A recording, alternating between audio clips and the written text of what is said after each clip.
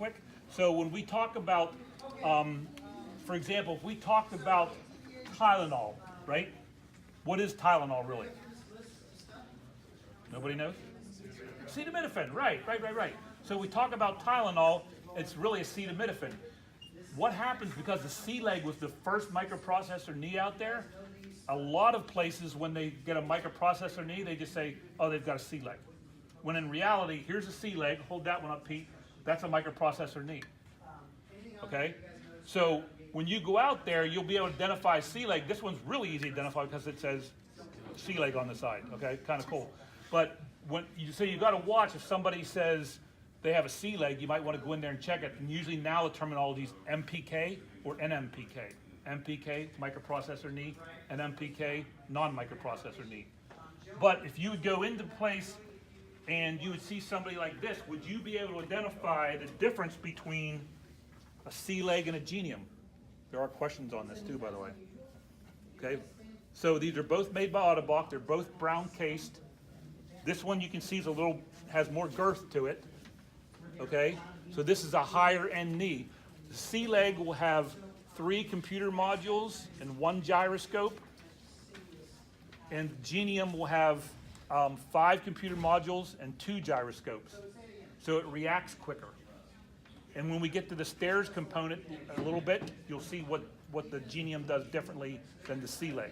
So if you go out there and you work with a microprocessor knee patient, chances are they'll have a version of this. You might see a silver one, which is C-leg 1 or 2. You might see a brown one, which is late C-leg 2, C-leg 3, and now they're coming out with a C-leg 4 that's gray. Okay, so, and then going back to this one. Would you say 90% of the people will have that C-leg? I would say it used to be 90, Dr. Bourgeois, but probably like 75 or 80 because so many people are now copying it. You know, the microprocessor knee, but the majority of them will be this one. Okay, now this knee, which is a plie 4, is special because this is my waterproof leg. Okay, this one you can I go surf fishing with. They've taken some of the computer components out of it and replaced it with air vacuum. Why? Less chance of it to get water in it and damage it. There are some computer modules in this knee, and there is a gyroscope in this knee. So when I go out and the currents are hitting me, my knee will react to those currents and adjust because it's like somebody pushing on it. And if you look here, let's shut that. There's a battery in there that's sealed. So it's just a little square battery about the size of a square watch face. I have like 3 or 4 of them. I think I have 4 of them. You can pull them out, put them in a charger. I can charge them in my car. And when the battery goes out, you just pull the battery out, put the new one in, lock it down. And when I tighten it up, it's waterproof. So the charging mechanism is no longer, for this one, it's not in the knee itself. It's externally charged with a battery, and that's where the idea they can make it waterproof. So there's a lot of people, they make a couple different knees that are waterproof. Plie, this plie 4 is one of them, and they make a Genium X3, which they're very hard to come by. And that's why I covet my knee, and I don't want anybody touch my knee, like leave my knee alone, because people could take this and use it, which I want to use, or they'll sell them on eBay, man. It's crazy what you find on eBay with prosthetic components. So this is a little more higher end, and you have to sometimes have some influence with some prosthetic companies to get them. And because I'm a PT and I taught classes, they allowed me to get it. Okay, so but it's hard for I hate to say this because I don't want to pull favors, but like it's hard for a standard person to get it. But unfortunately, fortunately for me, I was able to get it because the fact that I teach the classes and they were willing to work with me. So I got that knee, and you can see I try to keep it very well guarded. So in the charging port on the C leg, like if I wanted to Bluetooth this, adjust it with a computer, you have to have a toggle like this. But if you want to Bluetooth my Genium, it's already built in, another difference. So when I go to scan in my car to find my phone, to sync it, my phone to my car, it'll find my microprocessor knee, and it's some number like XC04, blah, blah, blah, whatever. No music was played out of it. I've tried it before, can't text with it. but it automatically always finds the Bluetooth in my leg. Anytime I try to hook up my headsets, whatever, I mean, it finds my leg. So there is a Bluetooth component where this one has an external toggle on it. So you can actually, when you go to the prosthetist, you can actually stand there, and the prosthetist, next thing you know, you're going like this, and your knee's bending, and your knee's extending, and you're not even doing anything, because they're sitting there with this computer with a bar screen and moving your knee back and forth. Now what's really cool is I'm trying out a knee next week to see if I like it, and this is really cool for physical therapists. I talked to the last class, Pete thinks it's great, I think it's great. They're coming out with the Oser Rio XC. Again, it's not really for the general public, so they're trying to mess with some codes so I can get it. But what happens is it comes with a computer program that PTs can use, the patient can use, and prosthetists can use. So right now it's working on an iPhone. I do not have an iPhone. This will probably cause me to get an iPhone. But it has, when they hook me up to it with Bluetooth, they can sit there and think about two histograms going like this, right? So if I lean on my right foot, histogram goes up on the right, goes down on the left. If I lean on my left, it does this. I can't take my arm any higher. So what's the idea? Is for you as therapists to sit there and have the person stand and have those two histograms stay pretty equal, because what are they doing if those histograms are equal? Balancing their weight, right, on both legs. And are we ever going to be static where those histograms are going to be still? No, there's always going to be a little bit of play. But you can teach the patient the weight shift by them looking at the screen and you looking at the screen, and you can go, okay, now lean to your right. Okay, now lean to your left. Okay, now balance. Okay, now let's put you on a piece of foam. Okay, now let's lean to the right. Let's lean to the left. Let's balance. You see how you can work with this? And what's so cool about it is they can put that to the iPhone. You as PTs can get that from their phone. You can sit there and say, okay, I'm going to look at my phone and I'm going to watch you exercise, and you can do weight shifting, balance, all kinds of cool stuff with it. Even better, the prosthetist can make gross adjustments to this knee by saying, I'm going to set my flexion this way or extension this way or resistance for stairs or resistance for sitting down. They give the patient a small range on his phone that you can make adjustments to it, and then you as PTs can make adjustments to it too with a small range on the phone. If I go to sit down, how much resistance do I want to sit down? If I have a mechanical knee, when I did have a mechanical knee, when I went to sit down, as soon as I would bend, boom, I fell flat on my butt on the table, right, or on the chair, okay? With this microprocessor, I can lower myself down, and there's resistance there. I can use that computer to adjust that resistance on how fast or slow I want to sit down. Now that'll come into play when we do stairs later on for going downstairs. If I set it real tight, I can walk more independently downstairs, and you'll see that. But I actually can lower this. Now what else would this help if I have resistance when I'm lowering myself? What's it do to my natural knee? Is that? Not put as much weight. Perfect. What do you think we're getting at? One of the major topics that we're having right now is we're having some U.S. Army veterans coming back. They're wearing their knees out at 39, amputees, unilateral amputees. Contralateral TKAs with a unilateral amputation. Why? Because they're not trained to weight shift or weight bear on their natural side. And if their prosthesis isn't set right, or they have the wrong prosthesis, every time they sit down, everything's going to be natural leg. Nothing's going to be prosthetic leg, right? And every time they do any kind of activities, you'll find them in public like this. Okay? This is how they stand in public, because they're afraid this knee might buckle if they have it set wrong or they have the wrong one. But if you get this new knee and you can teach them the weight shift, and we did some human motion analysis down at USF in the human motion lab where we actually walk, and I'm like a 60-40 walker.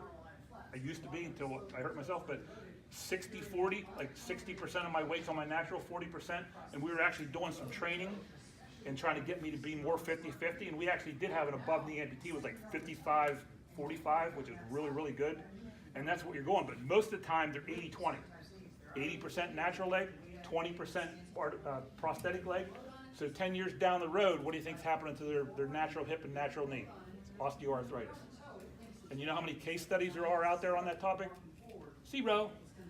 Until I get mine done, so I'm working on one right now. And it's really amazing because I talked to Dr. Highsmith, who works for the VA DOD, and he goes, I can't believe there's no research on it. because in like 10 years, we're gonna see all these unilateral veterans coming in with osteoarthritis of their knee and their hip, which is understandable. Because PTs aren't training them, and they're not getting the right components, and it's gonna be something. One thing I wanna do before we go to the build station, I thought it was great, when he went to work for VA DOD, he went in and said, let me see the amputee registry for all the veterans that had amputations and went through VA Tampa. Like, what registry? Like, you don't have a registry of all the amputees that came through here and we got prosthesis for? No, why? Because I want to work with them. I want to get studies. I want to do research on them. You know how he found them? Facebook. Facebook. Crazy. He found all these amputees. He had like an 80% response rate for the people that he was looking for, so he could start collecting data on and start training them to use their knees properly. Facebook. Social media is going to play a big part of our future. It really is. We already can see it across the world. Okay, so we're going to have Pete and myself have 2 building stations. So we need a couple people, and two volunteers here and 2 volunteers here. We're going to try to work together in unison. Come on, 2 guys. Who want 2 girls? 2 guys, 2 girls, a guy and a girl. Jump at once. Anybody with a wrench? Anybody? Yeah, there we go. Awesome. We got the wrench. All right. These 2 guys come around the front. Foot on Come around front. Okay, so we're going to build a leg here real quick. So I have to listen to all of these up first? Well, you shouldn't have to, because it already came out. No more fishing. So, Okay, so. and I'll give you a hint, if you put them all in at about the same depth, you'd be better off at this point. Okay, so here's what we're gonna do. We're gonna start by putting the foot on, okay? So this is a I can't like block his voice out. sex foot because it could be left or right. I don't know if I can call that. So I'm What assuming do I wanna call that? me doing it the way I'm doing it, like you don't want to tighten up one side too much before the other ones? No, or now? because right now you're not adjusting anything, you're just putting it in there. So we're gonna talk about that in a second. You're gonna be able to adjust it by loosening it on one side, tightening on the other. So if you wanna slide it left to right, then you're gonna loosen one side and tighten the other. We wanna have the front and the rear just to where there's a little bit of tension on them, and it'll allow you to slide it back and forth so that you can set that. Okay. So I'm gonna do. That's totally dead center. Go ahead and put the, I know, right? What do we got? Cox varus, cox valgus, genu varus, genu So valgus, again, inversion, retroversion, this is a muscle weakness, muscle right tightness, leg, so okay? That's my first socket. Okay?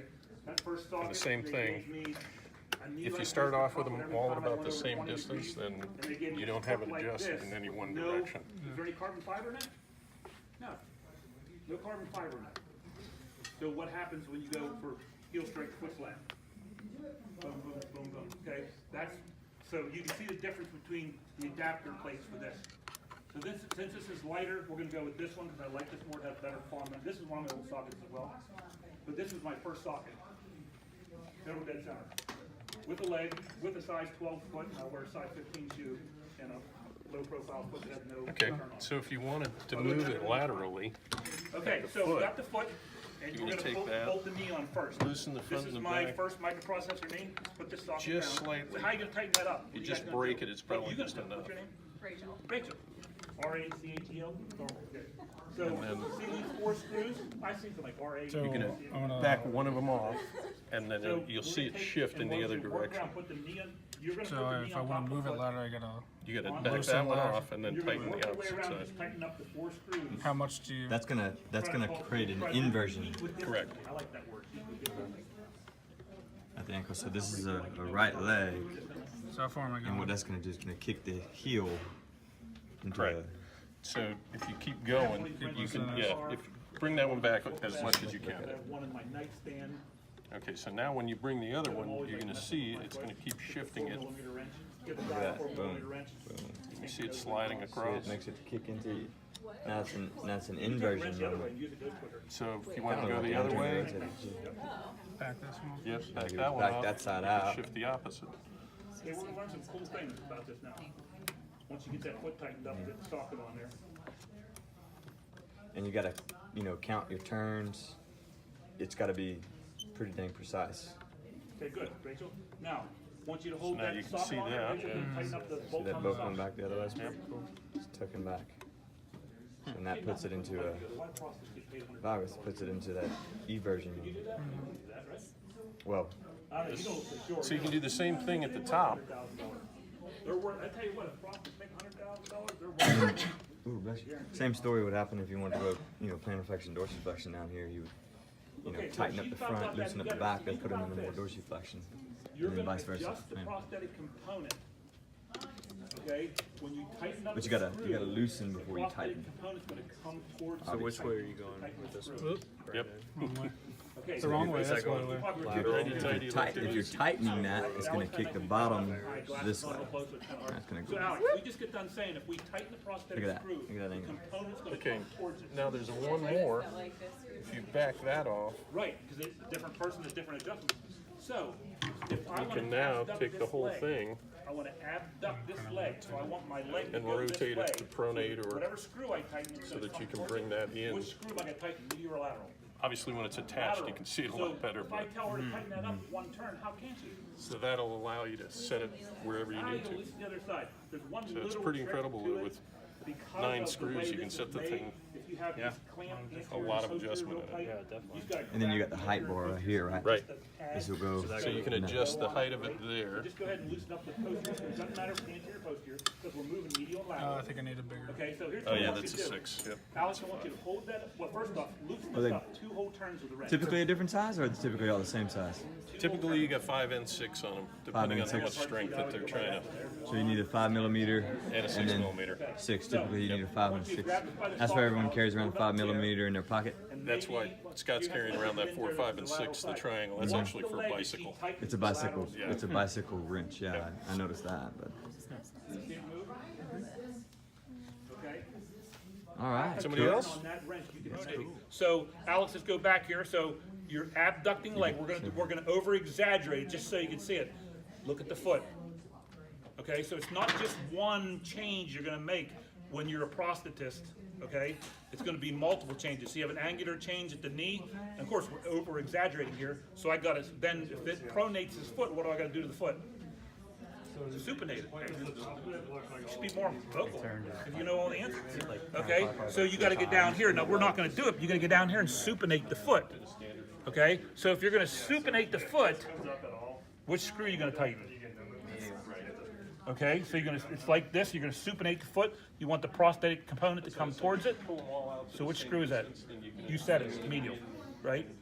Okay, so now we're going to we're going to adjust. When I do it, it's messing with it. When Rick does it, it's adjusting. We're going to adjust. We're going to make this foot more plantar flexed. Okay? So which screw are we going to tighten to plantar flex it? Posterior. Posterior, because if we plantar flex it, it's going to come towards the screw you tighten. Right? So if we want to plantar flex it, we have to tighten the screw. What do we have to do to the anterior screw? But how are we going to get the whole component loose? By loosening just to crack the medial or lateral. So which one do you want to do, Rachel? Okay, just to crack so it takes the pressure off this beveled piece, right? So I want you to loosen it up in supination, 2 whole turns. Wait, what? Okay, side? no, you've I already already loosened that. So we want to adjust this by 2 full turns in plantar flexion. You can't do it yet. You gotta You can't do it loosen. yet. You You gotta gotta loosen before you can There tighten. you go. Go 2 full turns, Rachel. Okay, so Righty tighty, lefty loosey. Here, you're going backwards, I know, right? Yeah, so 2 full turns to the left. 1, 2. Okay, now Alex, turn this to the side so Don't everybody see. can see. Okay, move back a little bit so Rachel has some room. Okay, now watch the foot. Watch the foot. What's she doing when she's tightening the posterior screw? What's it doing? See it plantar flexing? Okay, now if she did that too far and hyperplantar flex it for what the patient needs, what's the prosthesis going to present as?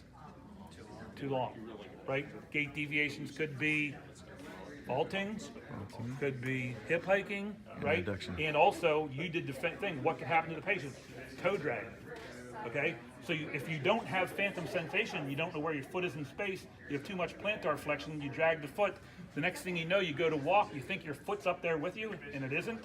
Then what happens? Yeah, right. It's just like having rugs in the house, right? So you can see how that's a kind of a cool adjustment. Now there is one adjustment. Pete, did you get to the external-internal rotation of that yet? We did. Okay, you're ahead of me. Can you put that back on real quick? Yep. I want these guys to see it. So we talked about external and internal rotation of the socket and what Mr. Coleman could do to make it correct or make it. We would do it on this socket, but we need a bigger wrench and I don't have it. So we need a 5 millimeter.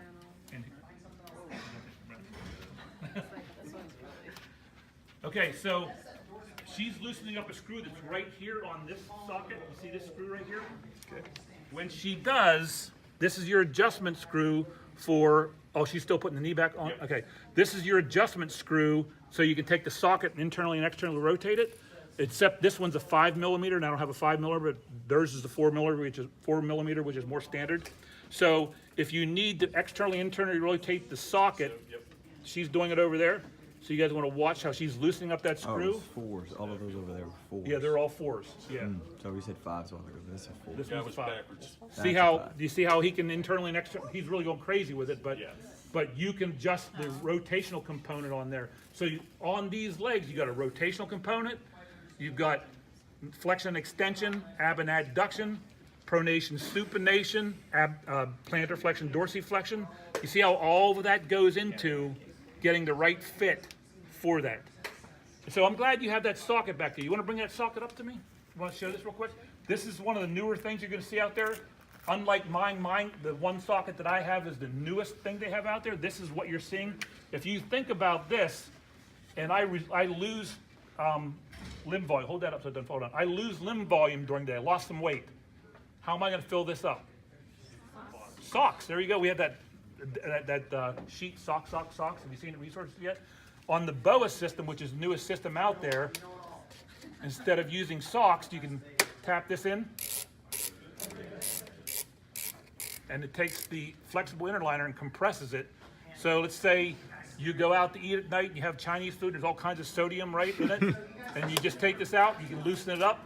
It's too tight, loosens up, and then you do lose 4 or 5 pounds, you want to tighten it up instead of socks.